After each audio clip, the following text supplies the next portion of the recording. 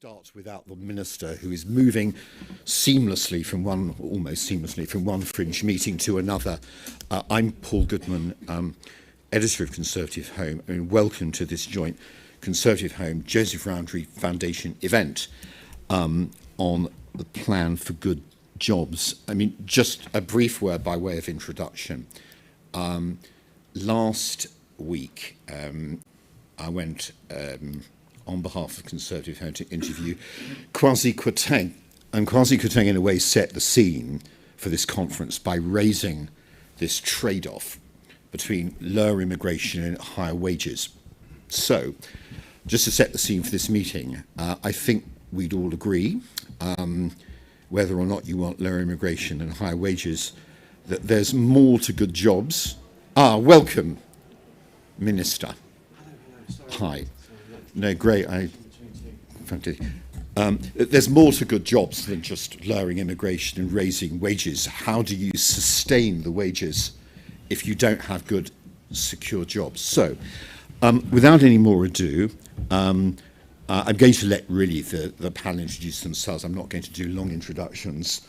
We'll start with Katie Schmuecker from Joseph Rowntree. Welcome, and it's over to you. Thank you very much, Paul. Well, I just wanted to start off just by talking a little bit about good jobs and the need for good jobs to be at the heart of our economic recovery. You know, the sort of strapline for this conference is Build Back Better, and we have to do that by having a plan not just for jobs, but a plan for good jobs. And that means we need to signal, or the government needs to signal really clearly what kind of recovery it wants to see. And that has to be a recovery built on good jobs. That's jobs that provide people with dignity and respect and treats workers like human beings. Jobs that provide people with security and stability so that they're able to plan family life and their budgets. And jobs where people can work around their caring responsibilities and their health needs. Because people have lives outside of work. And these are the sorts of jobs that can unleash people's potential. These are the kinds of jobs that can open up opportunities for people and enable them to take risks and find a way out of poverty. And these are the kinds of jobs that provide people with a foundation for building a better life. So that has to be our goal. There are parts of our economy, though, where we have a real problem with insecure and poor quality jobs. Too many people face insecure working conditions. JRF analysis shows there are 2.8 million workers in this country who have varying hours from one week to the next. And you might kind of think, well, that's okay. But 2/3 of them also have varying pay.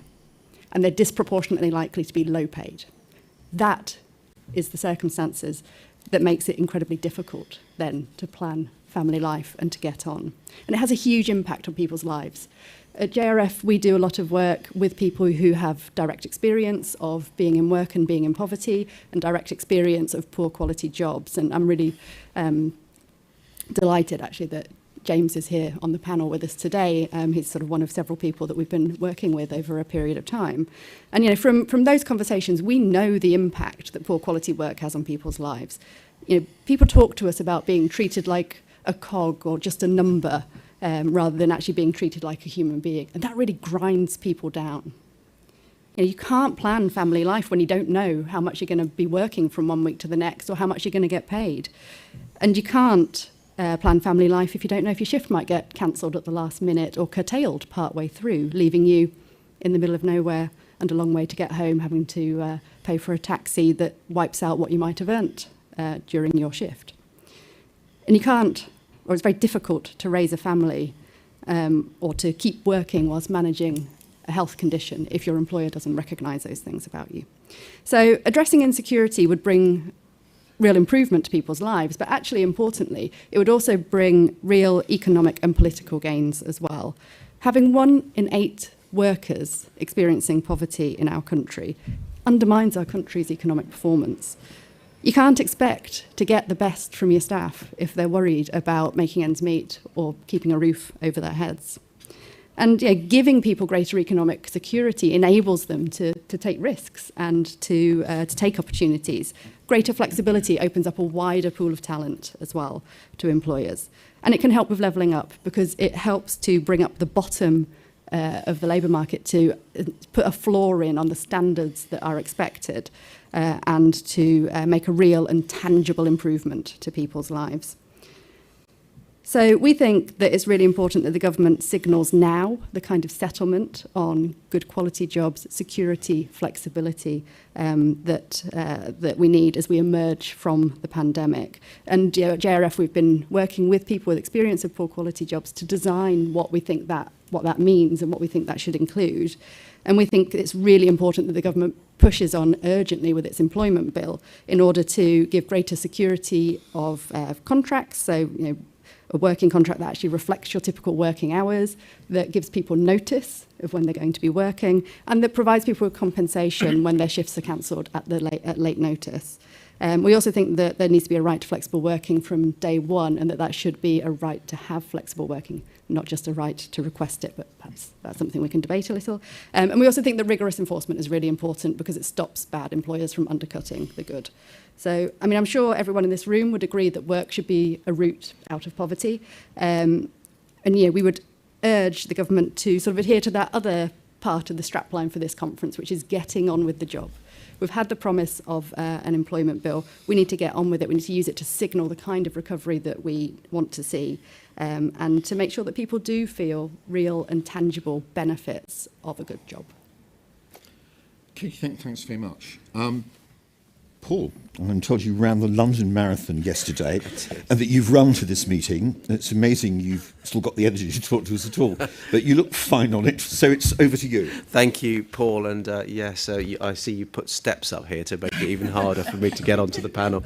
But look, it's a pleasure to come here and talk about this. Is a really important subject because we are talking about recovering the economy. We're making, when we're talking about building back better, yes, but we want to build back better, fairer. We want to make sure that we are not recovering, not putting new plans in place, not making our economy more dynamic and ready for the 21st century on the back of the lowest paid, the most vulnerable in society. So it's really important that we get these issues right. I was ready. I think it was actually the main thing that I had on my to-do list when I was first promoted into this job as Minister for Labour Markets, Consumers and Small Business in February, the month before the pandemic. So I was raring to go to make the right to consult, to ask for flexible working, more of which later, the default option, and then lockdown hit. And actually what I thought, though, when we're talking about flexible working, is I thought actually it was going to be the devil's own job to persuade employers to actually even look at flexible working, whether it's the right to have, the right to request, because there was, the default option, the status quo was always, no, we want people in the offices, we want people to do just the normal 9 to 5, the normal behaviour. What I'm now doing is actually making, with some employers, is holding them back because they're feeling that actually we quite like people working from home. The problem is permanently working from home is basically living at work. I've been there, done that myself when my commute was about 20 seconds from one room to another and then just immediately switching on. Not everybody is well placed to do that, and actually if you're pushing people down that route, then you're getting in all manner of different discussions about the duty of care to your employees, about permanently being switched on to work. And that's why some of the unions, like Prospect, are talking about the right to disconnect and these kind of issues. But we do believe that that actually having the right to request flexible working in legislation is looking. That's the sort of route we've been consulting on and going down. So the flexible working consultation that I launched a couple of weeks ago goes down that route. Because there's not every workplace can you have flexible, true flexible working. Having said that, if an employer comes back with a decline, they've got to have a pretty good reason why to do so, and that will therefore be, if we do go down that line and it is legislated for the right to request, then guidelines will be published and those will be taken into account should an employer not adhere to that. In any tribunal, for example, when sort of an abusive practice might follow. But Kate's absolutely right that we need to make sure that, first of all, we have good jobs around the country. That means high wage, high production, high skilled jobs, and which we're looking at creating through, first of all, the tech startups that we have, the Prime Minister's green 10-point plan, which is looking at and aspires to create 250,000 high-skilled jobs around the country. But they should be in every part of the country. I'm also the Minister for London. Not everything needs to be in London and the South East. I was in Lancaster the other day, where the Adult Social Services Department, Council Department, had been converted into a digital tech startup hub for people to be able to set up their businesses. And what people there were telling me, it's fantastic that they can start their business in Lancaster, where they were born. They don't need to move to Manchester or Liverpool, let alone London. So having people be able to start businesses, to be able to work in their own towns without having to move around the place is fantastic. And that's really the levelling up agenda. It's not all about geography, but it's considerably about geography. I think the best diagnosis of the problem that I've heard is that levelling up means that potential is equally distributed around the country, but opportunity isn't. But you went further than that, Kate, and you were talking about carers leave, and so it's flexible working can mean anything from flexi time through phased retirement, through annualised hours, compacted hours, all of these kind of things. And what that allows people to do, it allows people to get into work in the first place, to stay in work, to build around their life, their lifestyle. That might be childcare, it might be as a carer responsibility for another adult. The vast majority of carers are females over the age of 50, for example. And so if we're not addressing that, we are losing a huge amount of talent away from the workplace. And when any sensible employer will be investing in their people, it's a false investment if you're then losing people halfway through their career and then having to start the entire process again. But I talked about the fact that we don't want to recover the economy on the back of the lowest paid, the most vulnerable. Flexible working, the so-called 0 hours, has been a real boon for a number of people in this country. The vast majority of people on 0-hour contracts like being on those contracts. They like the flexibility of it. But we got rid of exclusive contracts. There's more we can do in terms of, exactly as Kate's saying, surety of shift patterns and of hours and pay as well, because it's not right that people will be sitting at home in the expecting work and then just to be pulled last minute. So we do need to address those imbalances. But the employment bill will come. It will come. I'm really looking forward to getting stuck into it, because it is a major bit of work.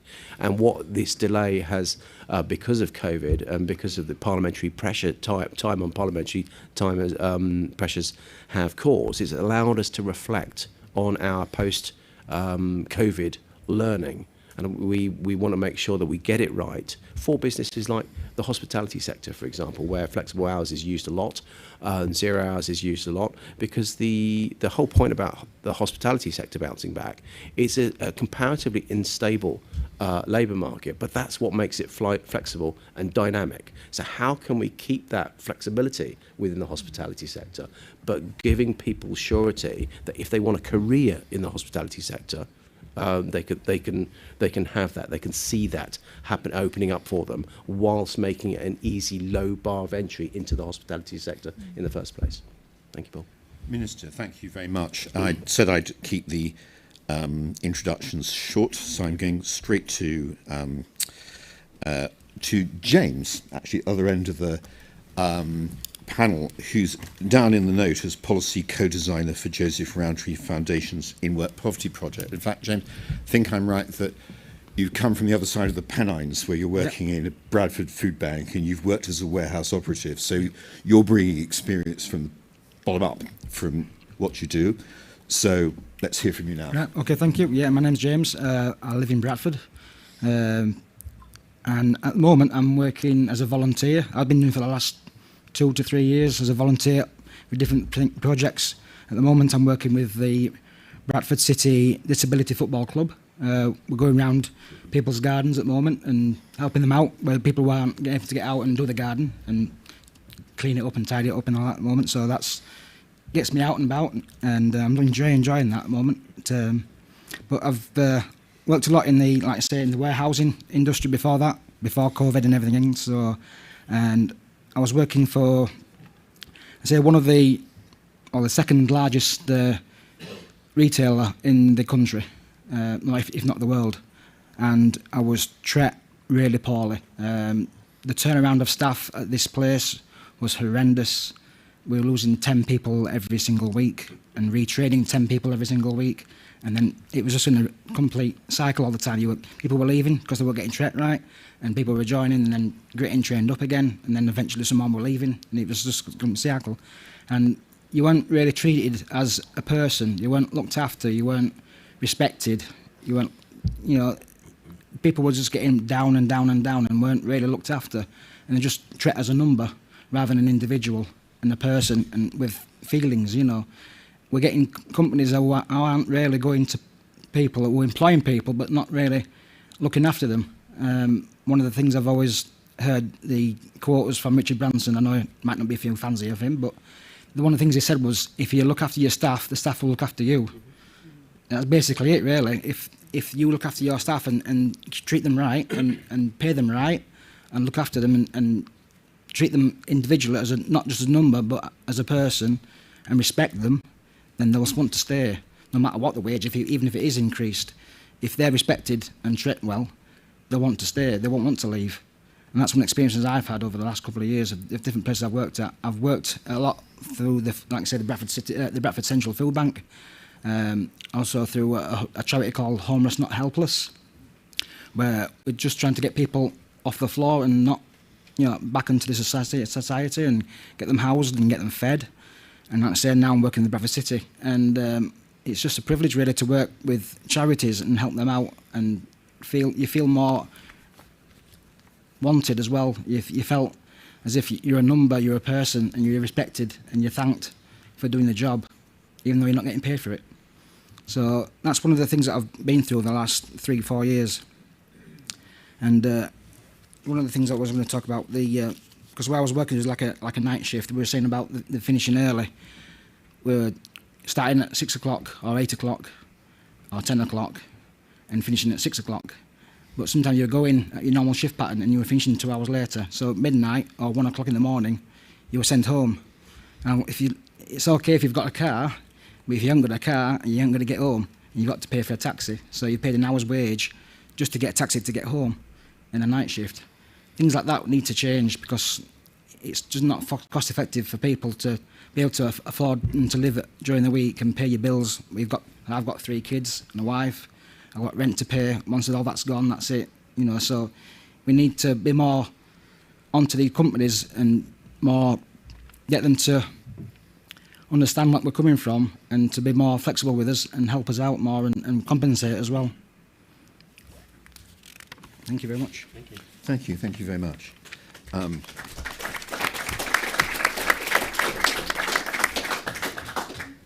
Now, Donna Catley's Chief People Officer of the Compass Group.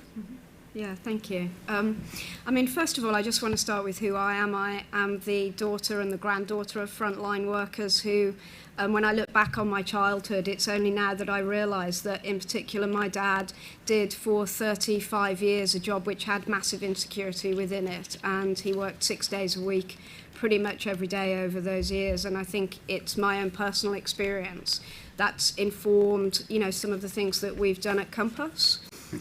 Who is Compass? We are a frontline business. There are 45,000 people that work across all corners of this country that work for Compass. We're part of a FTSE 30 organisation. It's the people that have been the heartbeat of the pandemic that we clapped for that work in our business. It's the cooks, the cleaners, the porters, the people that kept the lights on, frankly, the hidden heroes of society. And we're hugely proud of the people that work for us. We have a very strong intent at Compass to almost do what I think Richard Branson said, which is if you look after your people, they'll look after you and they'll look after your business.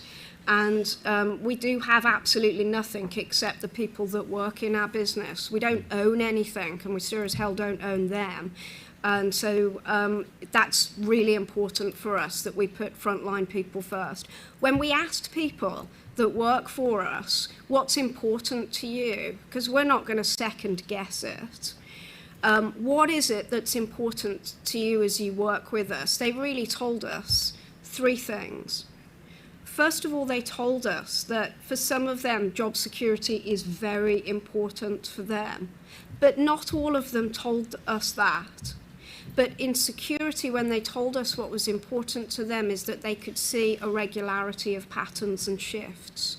And it's because of that that we have put in place, pre-pandemic actually, a very well kind of thought through, rigorous method to continue to review the hours of the frontline people that work for us, so that where we can see there's a regularity of hours and shift patterns, we go to them and we offer them the opportunity for a contract with that guaranteed pattern. We're approaching them and asking them. They told us security was important. We also, 2 years ago after the Taylor review, immediately implemented the ability for all of our colleagues to request on day one flexibility. I'm not going to pretend to you that we can always grant that, but again, we've put something in that means we're showing a good intent. And I think, James, to your point, which I really loved, and when I think back to actually my own family, I really recognise it. This piece around the kind of insecurity of shift patterns and how those sometimes can be cancelled at very short notice. In the sports business that we operate, we're one of the only companies to have put in place a cancellation policy that means if we cancel your shift 4 hours or less, then we'll pay you for that. And we also pay for transport. But I'm not going to pretend to you that we're perfect. We're not. And I also would say that when we asked people what was important to them, many of our colleagues also told us they like the flexibility of 0 hours. They want that flexibility. So I think what is important from an employer and employee perspective is choice. It's choice for colleagues. We shouldn't second guess what's important to frontline people. So security was the first thing they told us was important for some of them, and that's what we did. The second was pay. And we became, in the middle of the pandemic, a real living wage service provider. We invested multi-millions in raising the salaries of people that work in our business, despite actually us being perhaps one of the most commercially impacted businesses in this country. And we very actively advocate with our clients, of which the government is a very big client. We actively advocate for us to move employees to real living wage. And then the third piece, and for me this is actually perhaps one of the most critical, is it's about skills. It goes beyond the shift next week or next month. It goes to us equipping people with the skills and the experience so that beyond the short term, they are actually equipped to be able to grow and progress and take charge of their lives and destinies. And I think when we think about good jobs and good employers need to ensure that there's no dead-end job, that we are investing in and equipping people with the skills and opportunity and often the confidence to be able to really realise their potential. Yeah. Thank you very much. And now we'll go over to questions. Actually, I just thought I might kick it off, Paul, if you don't mind, in this way. I'm in the middle of doing a big series for ConHome on bills in the Queen's Speech. Helps me keep up to date with what's going on, right?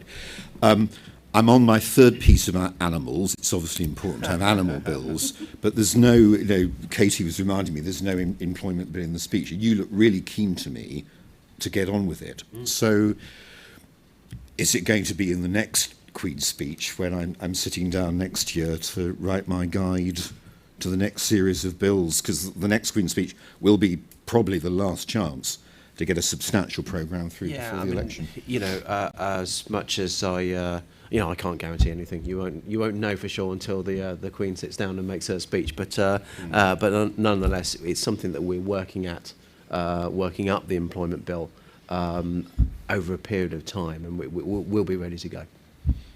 Who's got a yeah? If I'd like to give you your name and where you're from. Danielle Sheridan from the Daily Telegraph. So it's a question for Paul. Yesterday, the Foreign Secretary was talking about supermarkets needing to resolve the food shortages themselves. Do you think shops have a responsibility to do this, or is there too much of a reliance on the government to sort it out? You know, are British businesses too kind of reliant on the government to fix things for them when the going gets tough? It's a mixture. Yeah, I mean, in terms of the fact that we are leaning in as government to see what more we can do to solve the short-term issues, especially around HGV drivers, for example. But it does go wider than drivers. But retailers and other impacted businesses, yeah, of course, they have a collective responsibility to work on these issues as well. It's their frontline business. So they're going to want to solve the issue, but it's not either or. We both need to work on it together. Thank you. Yeah. Thank you, Atifat from Surrey Heath, and that's a question for you, Paul, as well. A few weeks ago, the Prime Minister said that we want higher skilled jobs and higher pay. But don't you agree that we actually lower skilled jobs are as important? And we need to invest on them. Yes, but this is what Donna was saying, actually. It's about the fact that something like the hospitality sector, for example, as I say, it's a really low bar of entry into the sector. You know, a student can do a few shifts in a pub or something like that. But it's actually then, how do you take that and encourage enough people to get through, to choose hospitality or the Compass Group as a career and see a career path opening up for them. I used to do a load of work for a big franchisee of McDonald's, for example, and there was a huge snobbery. Whenever I tweet something about KFC and Domino's and these kind of and Greggs taking on X amount of people, you always get swathes of response. I mean, Twitter's not exactly life, is it? Real life, is it? But swathes of people just, well, what about the other kind of jobs? Hold on a sec. These are jobs for people that are giving them a sense of worth, that are getting them back into the job market in the first place. It's the next step. And so many of those businesses, including McDonald's in the example that I was giving, take the people and work through, give them skills in English and maths if it's not their, if they're not up to scratch on that, but then go through hospitality degrees and right the way through the whole gamut of skills, because they believe in their people, they invest in their people. I mean, it was really interesting to hear what James said when he was talking about that retailer, because they're not 19th century mill owners. That makes no business sense, certainly not any moral sense, to actually just cast aside so many employees time and time again, because they're just going through this hamster wheel of training. You're going to get through the whole town pretty damn quickly if you carry on doing that, rather than investing in people. Yeah. Dominic Connor, Conservative Science and Technology Forum. Conservative Science and Technology Forum. But my day job is I'm a headhunter. And one of the things, I mostly deal with people who have good jobs already, sometimes very good jobs indeed. And one of the things I'm just wondering is, are we in danger of dealing with yesterday's problems? The world is moving to far more flexible working, not just with a given employer, but actually between employers. The world isn't the idea of, the old mills offered a sort of secure employment. But that was actually, historically, that's quite an exception. The world has mostly been people moving from role to role. And there's a Woody Allen quote, which I often say to people in careers advice, which is, I don't have a problem dying, it's staying dead that scares the hell out of me. And jobs come and go. That is a reality of the world. But it's staying unemployed. It's when you lose the job. It's in fact, if you Google my name on the internet, you will find some very cynical conflicts, which basically is how you are treated is a balance of fear and greed. Your employer treats you well because he fears you quitting. And you've worked for employers, I've worked for employers who simply don't fear you going. They say, oh, well, another bloke will come in tomorrow and we'll hire him. We're not in that stage. We're now in a stage where employers fear their drivers quitting. They fear some of their frontline stuff. I mean, what you've done, Donna, has been very good business sense, because your people now feel some loyalty and are less likely to quit. But we are potentially in a very different situation. And one last thing about the right to flexible working. In headhunting, there's an awful lot of euphemisms and circumlocution used about the fact that certain subgroups of the population have certain requirements that the law backs them on. And at the edge, it does damage their careers in terms of how women, let's be honest about this, how women progress. How can we give women who've been carers, who have responsibilities and other things, how can we give them that without damaging their careers? And that is a hard balance, and I don't know the answer at all, so I'd like you to tell me, please. Hazy, what do you think? Is this whole conversation out of date? And we've had it on the assumption that Capital's got the whip hand over Labour, and that this question is correct. Actually, now we're moving to a position where Labour's got a stronger position over Capital. What do you think? So, I mean, I think what we're really talking about here is not how do you not have flexibility. It's how do you have the sorts of flexibility that people want and need in their lives. And how do you design out the forms of flexibility that actually just breed insecurity for people and push the risk of the business onto the individuals. So I think it's more about a kind of a particular sort of business model. You know, in the same way that in the past we have decided that actually the floor of standards that we're willing to accept as a country needs to be higher. So if you think about something like the introduction of the minimum wage, that was a decision that the sort of nation took to say, actually, there is going to be a floor. It was controversial at the time, but actually no one would, very few people would argue to go back from that position now. So I think these moments come in where we sort of decide that we actually need to shift to something slightly different. And I think that's what we're looking at here, which is like there are pockets of really poor treatment that is not acceptable. So what can we do to design that out? And I think the sort of point that you make about labour shortages, so actually, is this yesterday's problem because actually, wages are going up and employers are having to compete for staff more. I mean, I think clearly, we've all read the sort of stuff about HGV drivers and, let's face it, if you are a lone parent with two kids, being an HGV driver, not a great option for you. But the more serious point, I suppose, is that it's pockets of the labour market where we're seeing that. And in those areas we are seeing wages and conditions improving, but we're not seeing that across the board. There are still parts of the labour market where that's not happening. So the question is, what do we do about those areas? So basically, I think it's patchy, that sort of picture of actually this is all just going to sort itself out, so it's fine. So I think the question that we need to ask ourselves is, what is the floor that we think should be in place? And then, how do we actually make that so that people are able to get the benefits of the good jobs that will then follow from that? Donna. Yeah, I think there is an important role that government can play here, actually. I mean, if I look at the hospitality industry, we've seen 1 in 5 hospitality workers leave our industry over the course of the last 18 months. We have actual skills shortages, in particular in culinary roles. And that's not going to be an immediate change to pay that will solve that. It actually will be building skills. In the same way that we need to build skills in a very accelerated manner to plug the HGV issue, it's actually the same in the culinary space as well. And so I think the real unleashing action that the government can take in this space is in the hospitality industry, to grant this industry emergency powers to be able to unleash the apprentice levy and use it in a different way within the business to address these gaps. The apprentice levy is so targeted at certain specific types of learning and doesn't reflect actually for big businesses and small how you develop skills and learning across your workforce.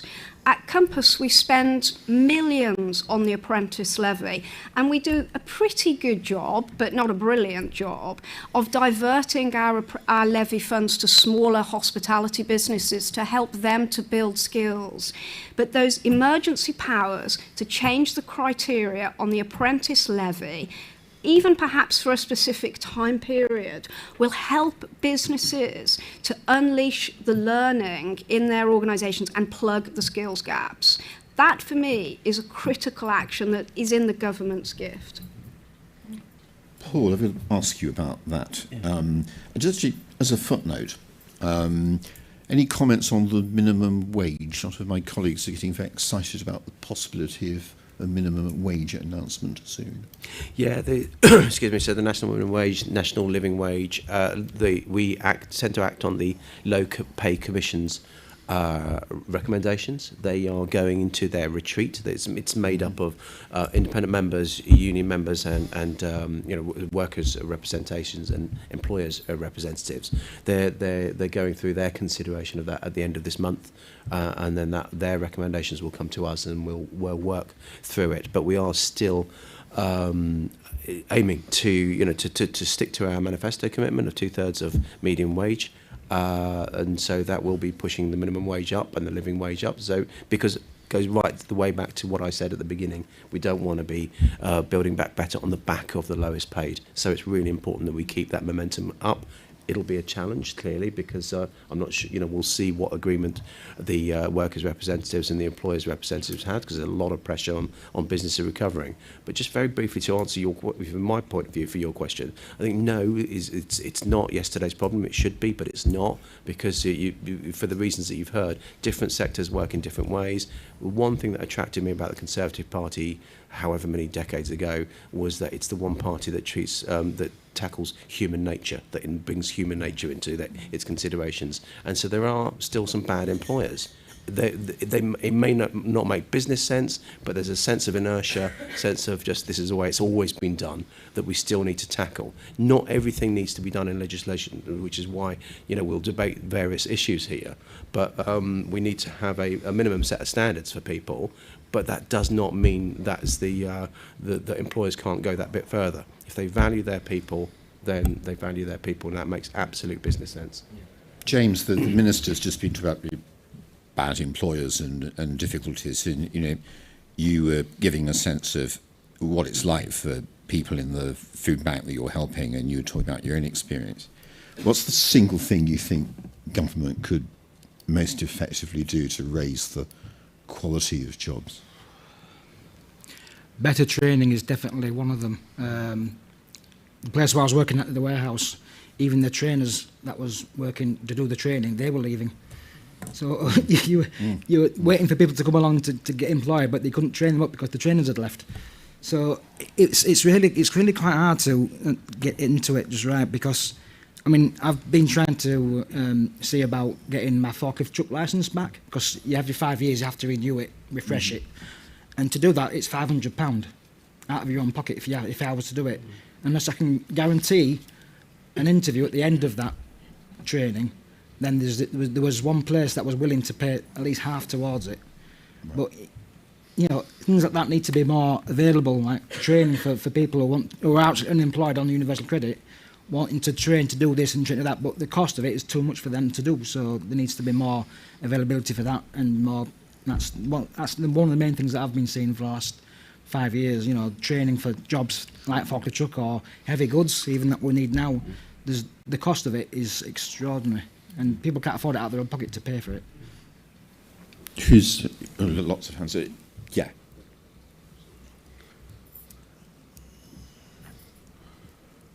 John Perryman from Carers UK.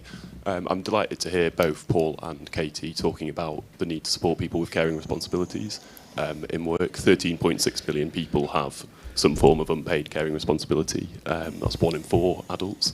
So it's obviously going to have a massive impact on people. And Paul, exactly as you said, it's usually women over the age of 50. I guess my question to Paul, what more can the government do to encourage employers to have carer-friendly policies? And to Donna, I'm just interested in what Compass do to support unpaid carers in your workforce. All right, which of you would like to? Well, I'd just say that as part of our consultation on flexible working, we also launched the consultation on carers' leave, and we're keen to make that happen. But we would expect, as I say, that's all about minimum thresholds. Employers can then start looking at what more they can do about carers' pay and these kind of things, because it keeps people in work. And not every, I mean, you'll get this, but not every carer realises that they're a carer. My ex-wife, she was spent loads of time with my mother when she was elderly, living in an independent accommodation. She didn't think of herself as a carer at all, but of course she was. It was only when she went to an event, I went to an event at Carers UK in my local area, that said, no, she is. She absolutely is. And so it's also not just working with employers, but with employees to remind themselves of what is out there for them and what might be out there given the legislation that we're talking about, so that they can lift their heads up a little bit and look to exercise their rights and anything else their employer will give them. Yeah, I mean, we have in our workforce, in parts of our business, we have a huge number of people that are carers, in particular people that work in schools, in our hospitals. And, we've had to really work hard, actually, to understand what's important to them and what their needs are and where we can support them. I mean, in some ways, if I'm really honest, I think that because we're so big, we're able to do that because we've got 6,000 sites across the UK and thousands of different permutations of work. We have the luxury of being able to do that because of our scale. The challenges for smaller businesses, and when you think about the hospitality industry, 1/3 of workers in the hospitality industry work in very small family-run entrepreneurial businesses, the lifeblood of the high street. It's much more challenging, I think, in those smaller businesses, and the question then becomes how can we as an industry, as a government, support smaller businesses where their hands are tied a little bit more. In a sense, I think Compass is lucky because it's got the fundamentals that enable it to do that, but others don't have it. But there's plenty of businesses that are not necessarily either production line or timeline, that don't have to be time focused, that can be task focused. It's the way I used to run my small businesses. Always right, get on with the job, just do what's in front of you. Don't really care how you do it, when you do it, whatever, as long as it's done. And that's just absolutely right for flexible working, whether it's carers or other. Can I just come in on the flexible working point briefly, because it also reminds me that I didn't actually address the very final part of your question. I think actually, perhaps in a way, Paul, there isn't a huge distance between what you're saying on flexibility and what we are. Excellent. I think the reason why we would put it as it should be a right to have and not a right to request is because of our understanding of the power dynamics that exist within, some of the worst and poorest employers that are out there.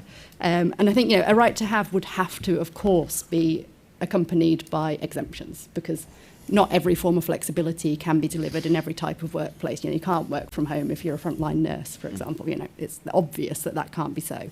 So there will always have to be exemptions. But the reason why we think it is important for it to be a right to have and not just a right to request is that a right to have puts the onus on the employer to explain why they can't offer flexibility. And it also makes them think ahead of actually advertising a job, what kinds of flexibility might be possible in that role. And I think by sort of forcing that, it actually makes it more likely that you can begin to break what we actually think is often a cultural challenge in workplaces. They don't have much experience of different forms of flexible working, so they don't know how to manage someone in that sort of role. So if you can begin to sort of change the incentives and change the sort of nudge businesses in that direction, then we think then you can actually make your sort of flexible working more of a reality in practice. But I mean, James, I don't know if you want to say any more about the sort of power dynamics side of this and kind of the way in which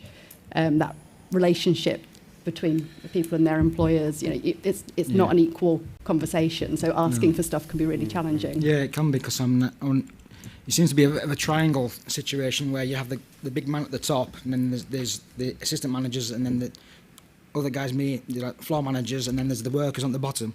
And as we say, the crap falls from the top and lands onto the bottom, and it all, eventually it's the bottom guys who seem to get the back end of the job, sort of thing.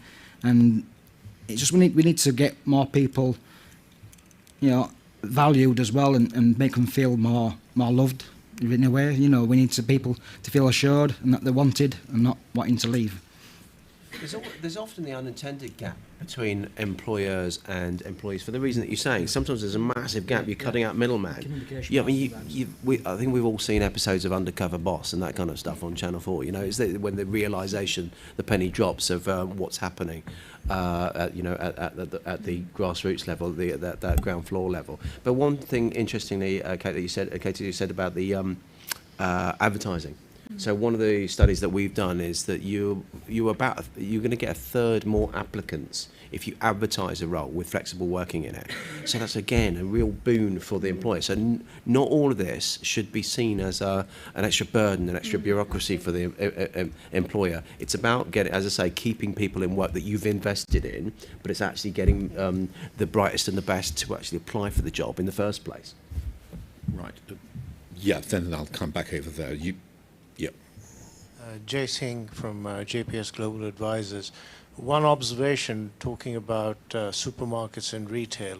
How do you reconcile the fact that there is so much debt and leverage in this sector that there is very little incentive for owners, and often owners with a lot of debt in these businesses, to commit to contracts? There's been a big shift in the sector, particularly supermarkets. So owners will want that flexibility in terms of, getting rid of workers and not providing them that flexibility. And there's a real tension there. I'm not saying it's right at all, quite the opposite.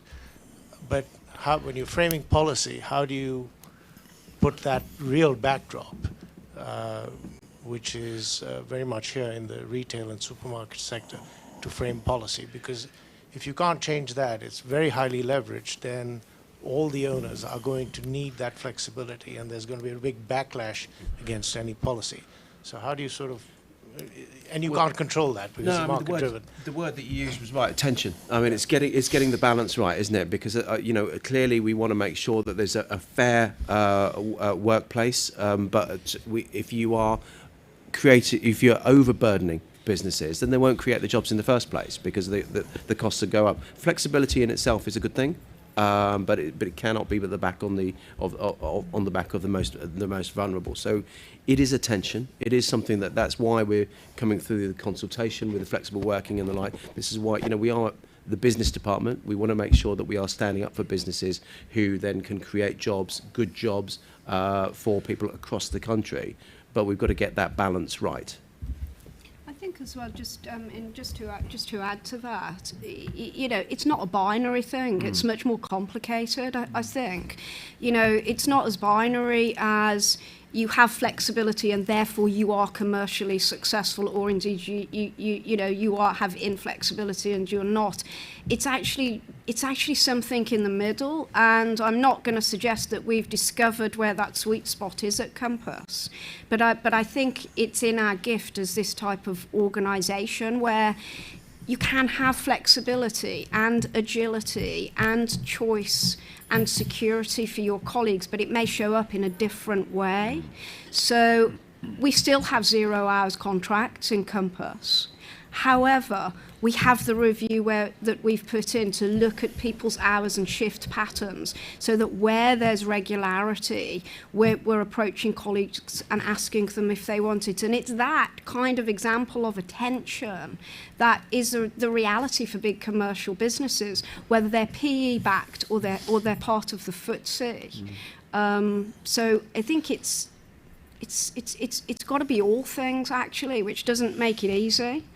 If you're looking at the short term and doubling down on that flexibility and sort of to the point of just pushing down on the lowest paid, you're actually creating medium to long term cost of employment pressures as well, for the reasons that we said. If you're just going through this hamster wheel of recruitment and not investing in your people and losing really good people, that in itself comes with a cost. Katie, James, anything? Or next question. Got quite a few questions, so shall we? Yes, I think we should. Gosh, yeah.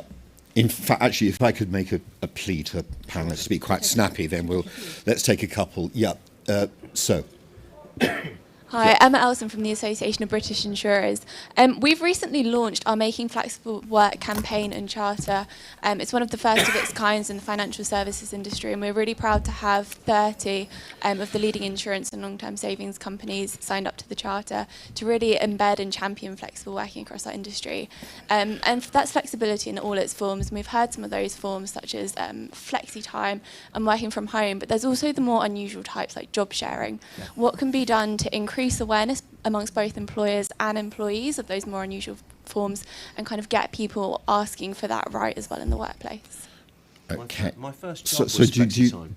Would you mind if I just take a couple Please. of questions? Those they're not all going to get in. You, sir. Yep. James from Cooperatives UK. I'm just wondering whether there's a role for more employee ownership in any plan for good jobs. Yeah, I'll give that. Okay, just stick with that for the moment. So, anyone on? Yeah, my first job was for an insurance company on flexi time back in 1989. So that's going back some. Flexi time has been around for a long. All these things have been around for a long time. But job share, there's some really good examples of job share, and actually it's about showcasing them. It's about telling the stories so that people can see. Because actually I was sat there well before I had this job when I first heard about job share, thinking, really, can that actually work properly? How do you do the handovers? It works seamlessly in the civil service, for example.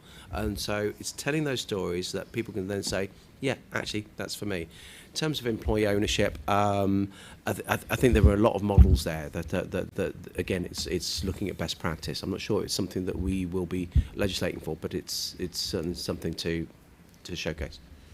Job sharing, employee ownership. Anyone? Yeah. Well, I mean, not so much on employee ownership, other than to say that actually employee-owned companies often are very good employers, funnily enough. Yeah. So in that sense, they do have a big role to play in good jobs. So I think, sort of think about how to grow the sector in terms of the kinds of business support and sort of advice to startups and those sorts of things can help there. But I mean, you'll know a lot more about that than I do. Just on the flexible working charter, I mean, I think that sounds really great. And actually, I think doing that sort of thing of kind of taking a sector-led approach of saying, okay, in our industry, how can this kind of stuff work is a really good approach to doing it. And actually, just by doing that, you've probably already informed your members about lots of different forms of flexible working that they may not have considered before. But certainly, our work does show that actually sort of support and advice to businesses to actually implement this stuff is a really important part of the picture here to make it real. Because otherwise, sort of just changing the rules without kind of supporting businesses through it doesn't really get you very far. And most businesses, where they do sort of have bad practice, it's kind of by accident, especially small businesses who don't have a big HR department and all the rest of it. So there is a really important role there for business advice and support. James, anything on job share or employee ownership? No, I'm not really involved in job share much, but yeah. Fine, okay. Yeah. Donna, anything or?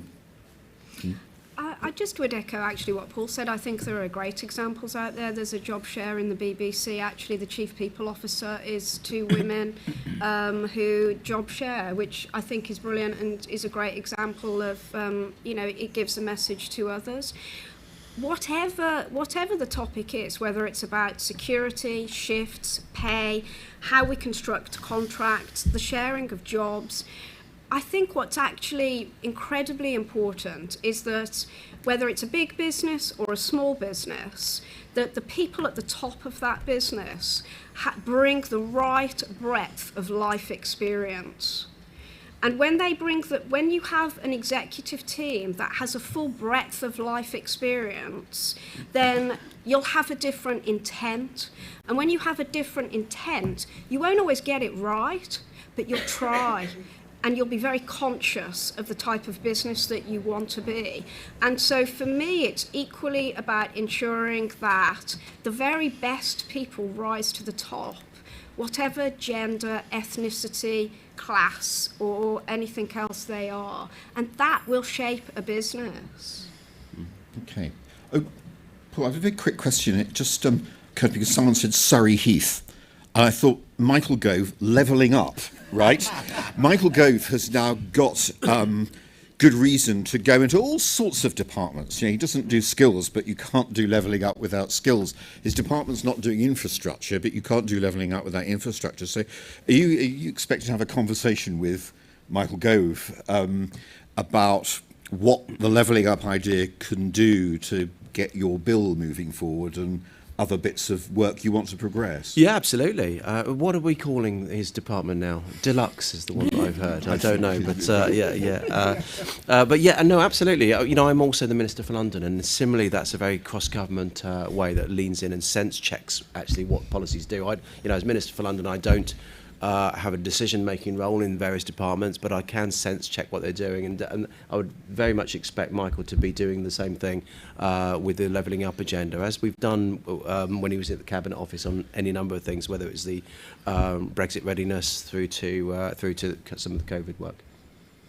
Right. Another couple of questions. So there and here. Yeah. Hello, I'm Dr. Kenny, CEO of the Biograd Group. I started my company 7 years ago as a single parent, and I get all the difficulties that come with running a small company. But I do value my staff, and as we've grown quite significantly in the region, I've put a lot into place as a moral leader. So our minimum wage for our lowest paid staff is 20% of the local house prices, so that any one of our members of staff can go in and buy a house. That includes apprentices, people that are in the packing departments. Anybody that's been working with us for over a year can loan up to 50% of their salary, which will be enough for them to be able to get a house deposit. And after 6 years, that loan's written off. So that's effectively gifting that to the staff. And actually what we've seen is phenomenal. I'd done that because we'd had massive expansion. There's no need for me really to make any more money. I was giving that back to the people that had worked for me. But actually what we found was I was at a roundtable the other week, and everybody else in our city region was saying they can't keep staff. And I was like, oh, yeah, no, we're fine. And they said, what do you do? And I was like, well, we just look after them a bit better. We give people a bit more holiday, and that sort of works. But I want to go further. And for me, I was doing an interview the other week, and it was very much on gender equality, obviously being a female leader and a female CEO. And people keep saying to me, what can we do to get more women to the top? And I really would like to flip this around and ask whether there's any chance of getting this into legislation. So we assume that being a female leader is the aspiration of everybody. But actually, as Katie's already mentioned, people work because they want a home life. People work because they want to send their kids to school, take their kids on holiday, buy their parents whatever they want to buy. People do that so they can have a life at home. And so is it possible to get something in legislation around men? When we talk about gender equality, we know that we're seeing higher issues of mental health in men. We have a really good mixed parental, shared parental leave. But we've just about to go one step further, and I don't know if this is going to work. It might backfire massively. But actually what we're now doing is giving men full paternity leave in the same way that we would give the women, so 6 months paid. And the idea is, I know people keep saying today, well, we know that carers are mostly women. We know that females, and it's like it's accepted that it is just normal, that it is okay for women to go and do these roles. But why can't we make it more acceptable for men to go and do these roles? I'm sick of male leaders in my city saying to me, oh, Natalie, we let single mums go and pick up their kids. Well, you let them sit at the schoolyard, texting, doing their work and doing other stuff. Wouldn't I think, then this is just me personally, I wonder what your opinion is would it be reasonable and acceptable to make legislation whereby men get time off, men can take more of these caring roles, and give more gender equality for men? Thank you. And yeah. Do you want me to ask now? Do you want to answer that one first? Because there's a lot in there. No, it was the quicker we go, the quicker we'll get through the questions. So Councillor Nick Kelly, leader of Plymouth City Council, you've spoken today, and maybe it's time to change language about low-skilled and high-skilled. I think that's a stigma in itself, because what we've seen recently with COVID is if everybody aspires to have a high-skilled job, society and the economy falls over very quickly.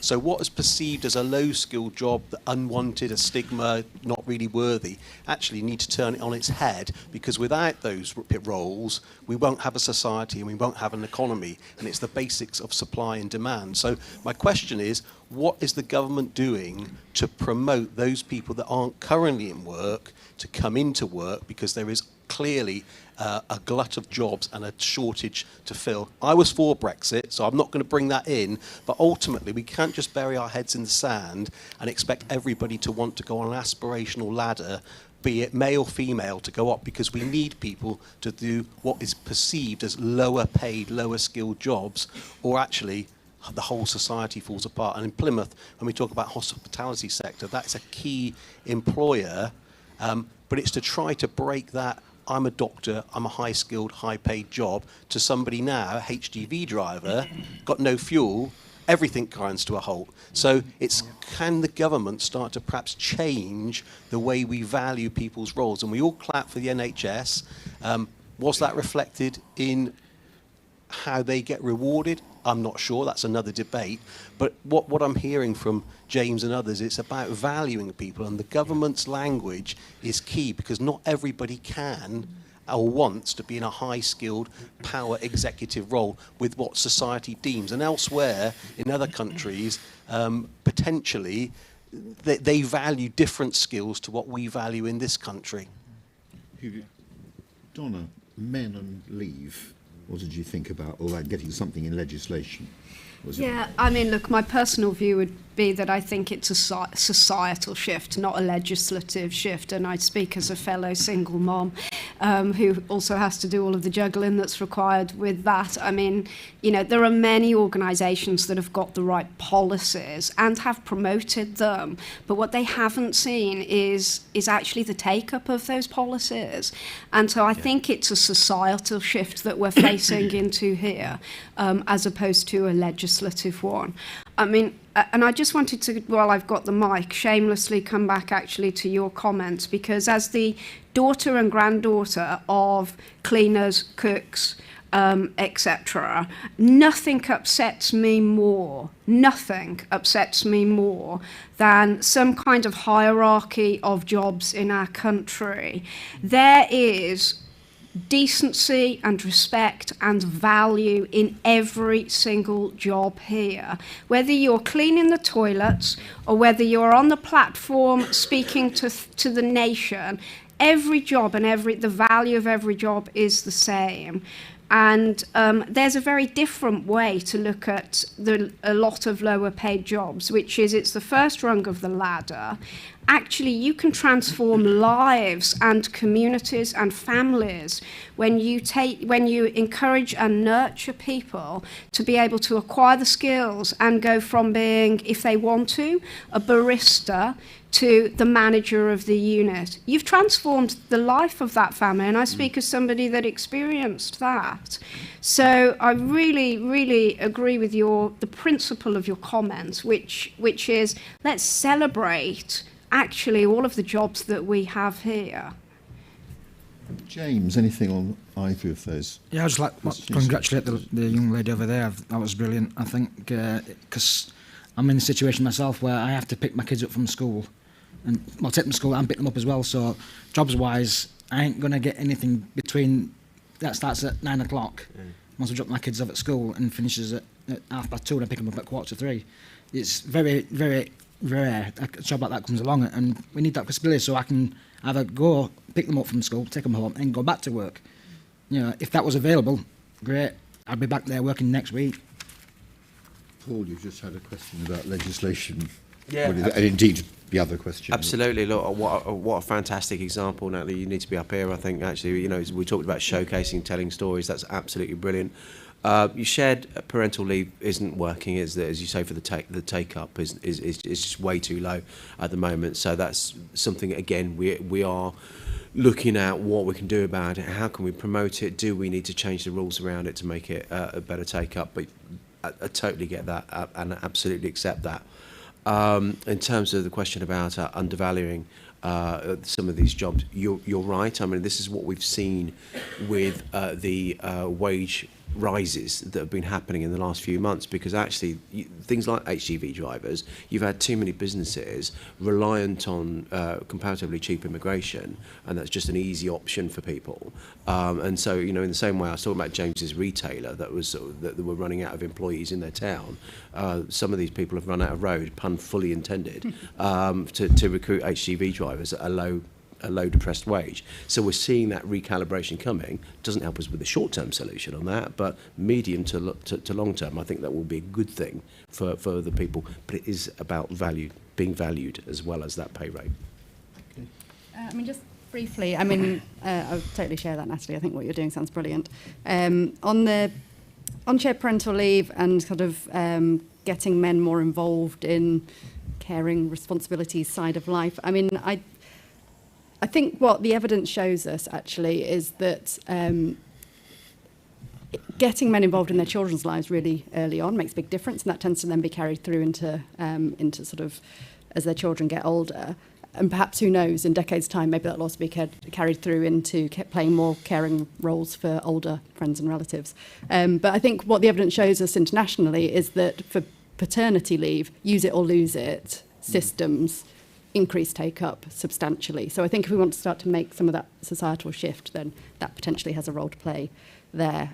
Just on the question about sort of low-skilled jobs, I mean, I really agree with you, and because I've been trying to retrain myself, actually, and failing, and I know I've done it today, to not say low-skilled, because actually, it's jobs that require low levels of formal qualification. That is not the same as low-skilled. Often these jobs are highly skilled. You know, to care for someone who is, you know, is really vulnerable is a highly skilled, highly challenging role. So I absolutely agree with you on the language.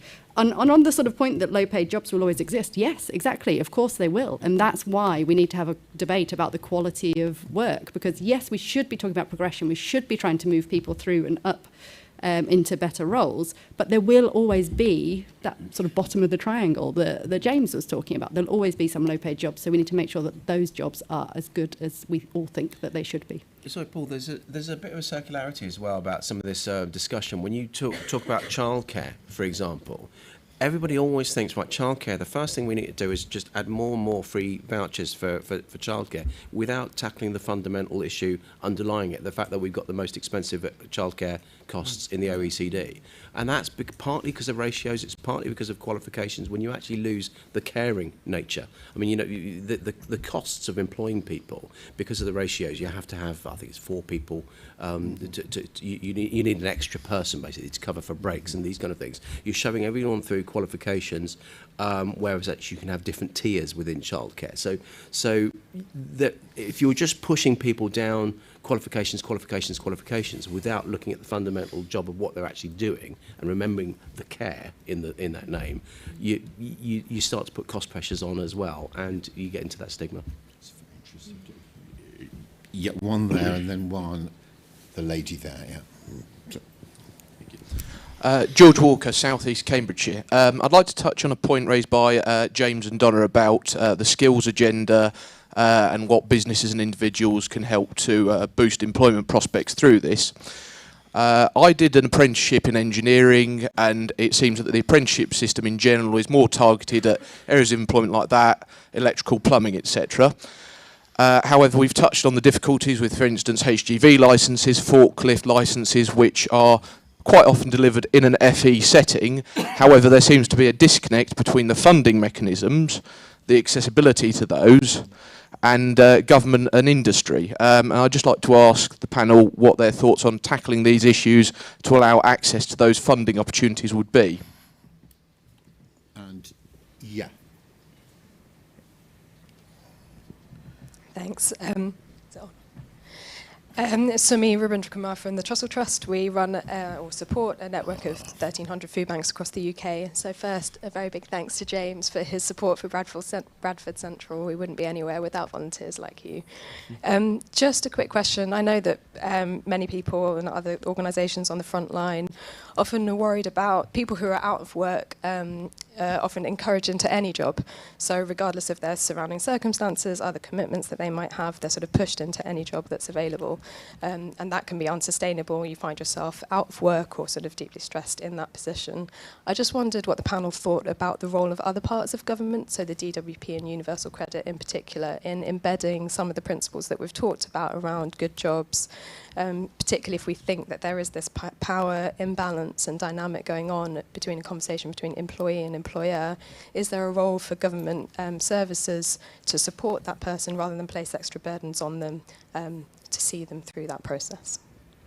Okay, so 2 questions about access. One's really about access to training, the other's jobs.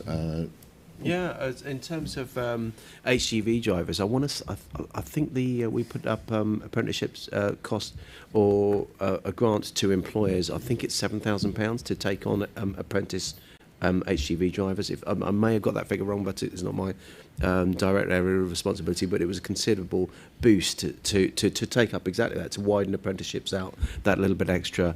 There's been some great examples of apprenticeships. I had one in my private office in the civil service when you had people that naturally gone on to graduate, getting a degree and then masters, and then come in their mid to late 20s. I had a 22-year-old in my private office going great guns, running way ahead of people 5 or 6 years older than her because she'd gone through an apprenticeship program. So you can get wider ones, but the media coverage tends to be around the areas that you talk about. But probably we need to speak about that more. But in terms of the DWP and other areas, I think it was actually another question as well. Someone else asked, I can't remember if it was yourself that asked about how do you connect people to the vacancies. We've got a record amount of vacancies. We do have work coaches who are within DWP who are sort of starting to widen their remit to start tackling matching up people that are out of work to take up those vacancies in particular sectors. But you know, it's getting the balance right, isn't it? To get people back into work so they can feel a valued member of society. They can feel the less requirement to be on out of work universal credit. Clearly, they're likely to be on in work universal credit, with making sure that they've got a job that's sustainable for them. The last thing you want is people bouncing in and out of work, because otherwise that itself causes problems. But we don't talk about mental health issues, and again, I think it was Natalie that was talking about mental health for men. We don't talk about mental health issues and stress nearly enough, and it's something we ought to take more seriously.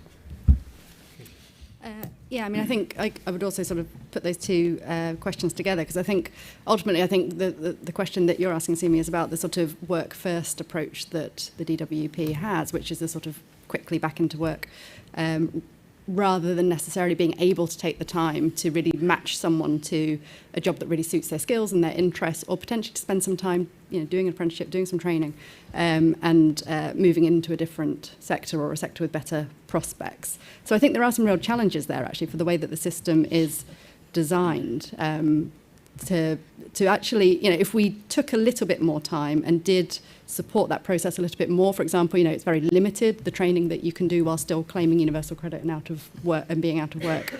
I think if we reassessed that, we could probably do a bit better in terms of getting people into good jobs that are sustained, that do actually lead them places, and fewer people cycling in and out of work, which we see an awful lot of. And fundamentally, what I would really like to see is that the system, the service that is offered, our employment service that is offered by job centres, I would love to see that be redesigned by the users of job centres, because I think we would end up with a much better model that actually fits people's needs and does actually sort of play that. We've talked about sort of feeling human and feeling like you've got dignity and you're being treated with respect. Those are not, none of those words are things that people who use job centres would often use to describe their experience, unfortunately. And I think that needs to change, because ultimately, we can sort of move onto a much better plane in terms of people moving into jobs that actually get them places, if we just get that working a bit more effectively. Donna. Yeah, look, I think the government has a huge opportunity on apprentice in the space of apprenticeships. It's all for me around the levy. Historically, I think the government really has seen it as just a hidden tax on big business. What I'd like to see in the hospitality industry is emergency powers granted to this industry, so that we can unleash in this industry the monies that are invested to deliver lifelong learning for all colleagues. So I think that's absolutely critical. And then secondly, around the role of government, beyond the role that government can play in the different departments, I think there's a huge opportunity for government also to look down and into its supply chain. It is both a big employer itself and has a very, very important role to play in the supply chain. When I think about Compass Group, half of our business is with government, be that in defence or education or in healthcare.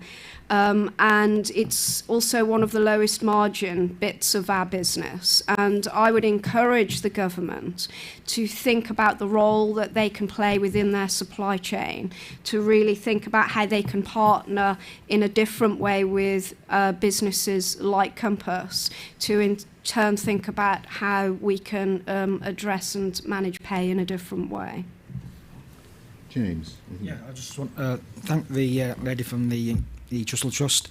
If it wasn't for the food bank and people like you, I wouldn't be on here, because it was through them I got through the Joseph Rowntree Foundation, so thank you. And it's just, I think also we need to, the government maybe also be able to help out with the food banks as well, because at the moment it's up to the general public, the Joe public or everybody else, normal people, to supply the food banks, because a lot of the food banks don't get supplied by the government. They're not funded, they're all a charity. So, and my local one at the moment is maybe shutting down soon, because they don't have a base to give out food from, because it's they're running out of money. So we need me to also help fund out the food banks as well, because without them, a lot of the people, especially in Bradford where I live, would not survive, especially this year. Thank you. I think we're now on our last two, and then we're going to have to wrap it up. So have we got a fun? Yes, and go at the back, and then that's it. Yep. Tim Morris, UK Major Ports Group. Port sector, port workers tend to be better paid in the coastal communities in which they're at. We have schemes like minimum guaranteed hours through a month to deal with uncertainty, etc. We are also a very heavily unionised sector. And this may be a controversial thing to say at a Conservative conference, but do unions have a role in some of this? It's not always easy, by the way, and we completely back your frustration about apprenticeship levy as well. I'll get that in there as well. So, yeah. Hello, my name is Ian. I'm from York. I'm a party member. Is there a risk that the kind of policies potentially covered by this employment bill and the kind of things that have been discussed practically only serve to make life more comfortable for people who have reasonable lives at the moment, reasonable incomes, without making a serious dent on the kind of people who are in and out of jobs, if in any kind of jobs at all, people who are unattractive people to employ? I suppose I'm thinking, can you realistically see an increase in the scope of people who are being employed? Is there enough incentive for an employer to invest in people who are, have mental health problems, have never been in a job, whose skill level is poor, without?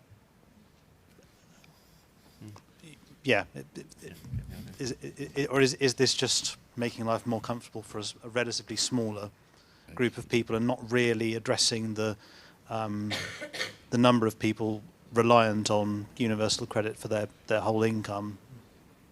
Well, I could ask you to go last, just because you're the minister. Yep. You can wrap up. So, yeah. Yep.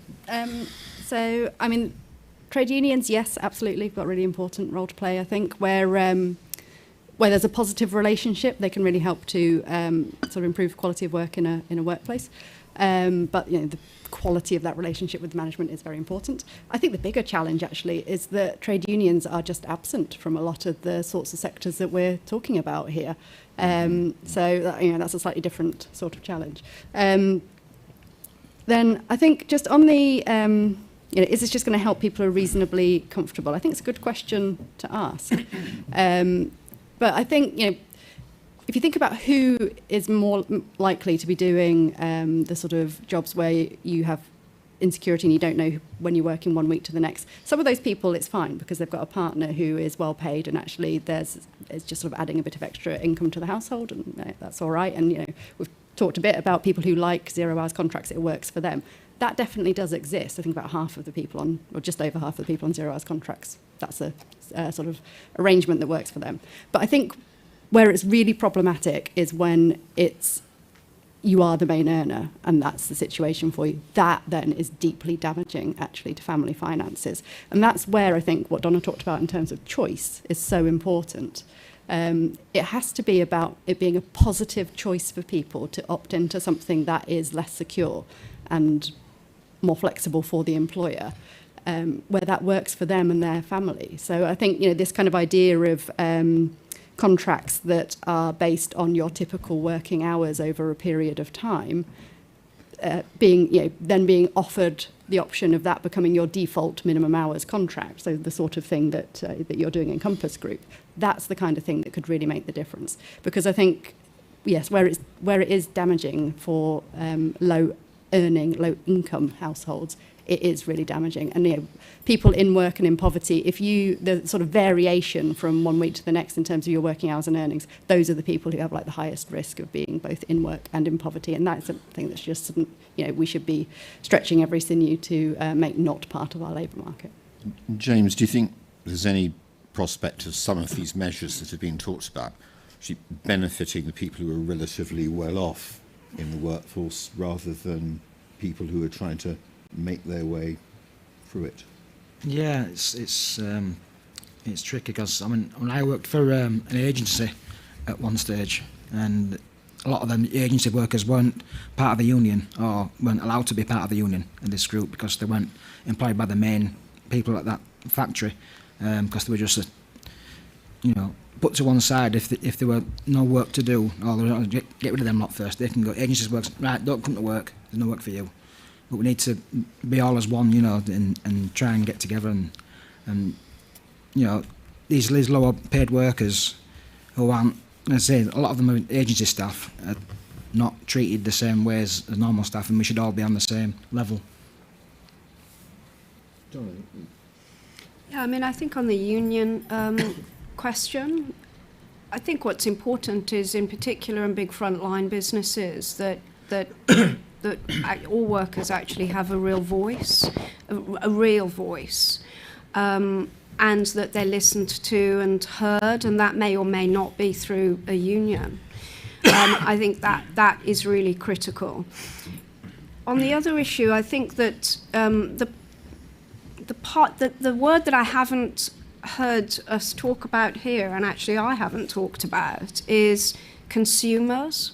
We are all consumers in this room, in this conference centre, and across the country. And we have a very difficult line to navigate here, because we can talk about raising salaries, we can talk about investing more, but we're also putting more cost into some businesses, and they're often businesses which have been the most impacted. And I come back to the hospitality industry, where 1/3 of this industry is very small, independent players. And when we lay cost in, the risk is that cost flows all the way back through the system to consumers, and consumers are also the people that are at the lowest pay point. So we're navigating a path here which is not 3 miles wide, it's 3 inches wide, I think.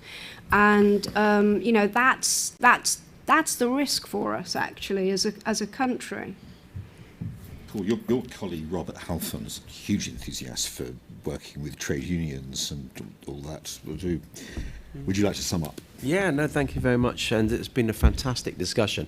And to answer the questions directly, trade unions, yes, they do have a big role to play. They're not the only solution in terms of collective bargaining and working with employer-employee relations, but they still have a very integral part to play in our working relations. I speak to them on a regular basis, the TUC various representatives. Get on really, really well with them. Clearly, we have lots of differences, but we can have constructive, grown-up discussions around some of these issues, including the employment bill. But they do have a role to play. In terms of the employment bill itself, I mean, it's there to do a number of things. It's there to get people into the workplace for the first time through things like the flexibility that in work. It's there to keep people in work. Now, some of those people may be people that are second earners or whatever, but nonetheless there will be lots of people in there, including 51% of the population, women, that actually will be advantaged by the kind of measures that we're looking at. It's about supporting jobs. It's about making sure that we're protecting the lowest paid. One of the measures that we haven't talked about is tips, for example, that we announced the other day, that allowing people in the hospitality sector the staff to be able to keep the tips rather than going back to the business. It seems a small thing. It's massive for people at the lowest paid. Looking at areas about reducing discrimination of pregnant women when they come to facing redundancies, what more we can do in those kind of areas. So there's some really fundamental views in there. It won't solve every problem in the labour market. Clearly, it's one bit, albeit big, bit of legislation.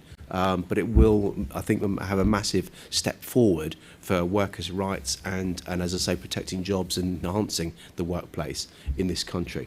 But I really appreciate the conversation. I think it's been really rich. It's been great. In fact, lots of thanks. I mean, first to all of you for being very engaged and patient participants, and then second to Katie and James and Donna, and especially to Joseph Rowntree for partnering with us in this event. Thank you very much. And finally, Paul, just near the end, Donna said no one's mentioned consumers, then you said no one's mentioned tips.